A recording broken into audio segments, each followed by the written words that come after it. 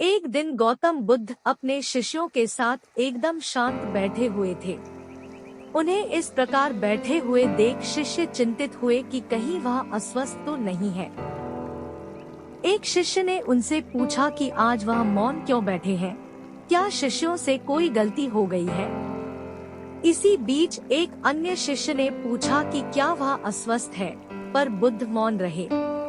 तभी कुछ दूर खड़ा व्यक्ति जोर से चिल्लाया, आज मुझे सभा में बैठने की अनुमति क्यों नहीं दी गई है? बुद्ध आंखें बंद करके ध्यान मग्न हो गए।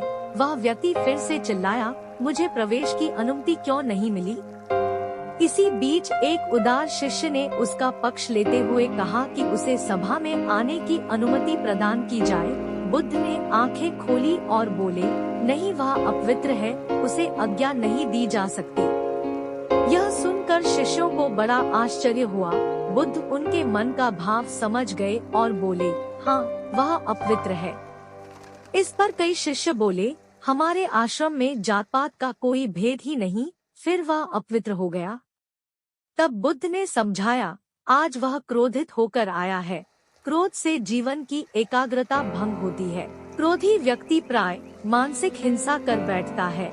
इसलिए जब तक वह क्रोध में रहता है तब तक अपवित्र है। इसलिए उसे कुछ समय एकांत में खड़े रहना चाहिए। क्रोधित शिष्य भी बुद्ध की बातें सुन रहा था। पश्चाताप की अग्नि में तप कर वह समझ चुका था कि अहिंसा ही मनुष्य का महान कर्तव्य व परम धर्म है। वह बुद्ध के चरणों में गिर पड़ा और कभी क्रोध न करने का प्रण लिया। शिक्षा आशय यह है कि क्रोध के कारण व्यक्ति अनर्थ कर बैठता है और पश्चाताप उसे बाद में होता है।